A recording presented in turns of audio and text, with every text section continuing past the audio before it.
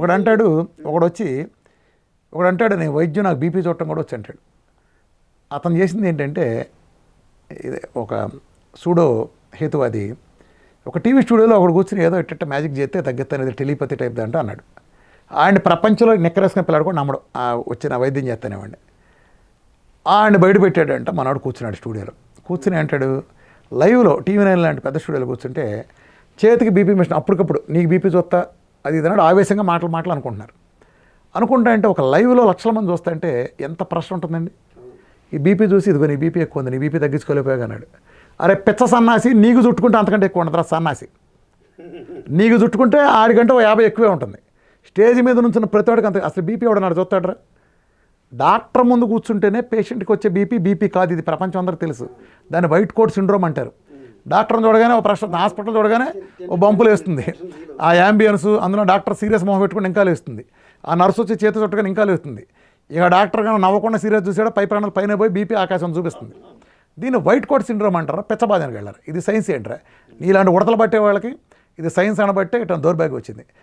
మళ్ళీ 10 సార్లు అంటాడు సిగ్గులేక నాకు బీపీ చూడటం కూడా వచ్చి. దీని బీపీ అంటే అంటారా, క్యాండ్రిచ్ ముఖాన్ని వస్తారా సన్నాసులారా. ఇది అంటే నువ్వు నమ్మింది ఇలాంటి సైన్స్. అంటే బీపీ చూడటం అంటే ఒక స్టూడియో లైవ్లో హోరాహోరీ వాదులాడు జరుగుతుంటే ఓ చేతి చుట్టే చూసిన దాన్ని బీపీ అనుకున్నాడు ఆ పిచ్చోడు. ఇదే సైన్స్ అని నమ్ముతున్నాడు ఆ పిచ్చోడు. కాబట్టి సైన్స్ ప్రతినిధి అంట. ఇలాంటి పిచ్చోడు కూర్చుని పిచ్చోడు చూడండి ఇట్ట నేను సుల్తాన్ అంటూ ఉంటాడు. ఇట్లాంటి సుల్తాన్ వీళ్ళంతా ఈ పిచ్చి సన్నాసులు. అట్టని ఇంకోటి ఆడెవడో కోడిగుడు నిలువు పెడతాడు అనుకోండి. నిలువుగా పెడితే పగలదని ఒకటి అంటాడు. అంటే ఒక్క డైరెక్షన్లో పెడితే పగలదు.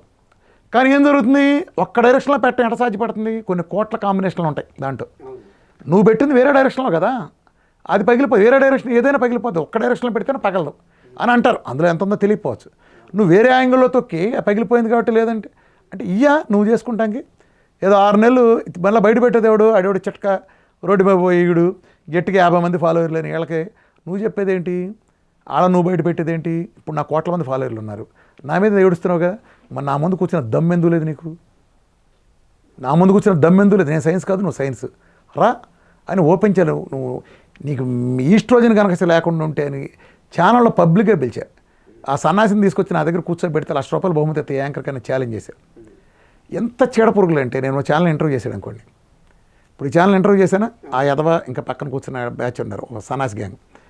ఛానల్ ఫోన్ చేసి అడుక్కుంటారు, ఆయన ఎందుకు వేస్తున్నారండి, ఆయన తీయకూడదండి, అదేండి మీ మీద కేసులు పెడతామండి. ప్రతి ఛానల్కి ఫోన్ చేసి పనికి మళ్ళీ ఇదేం ఇట్లా అడుక్కుంటామంటే అర్థం ఛానల్ ఫోన్ చేసి అడుక్కుంటాం.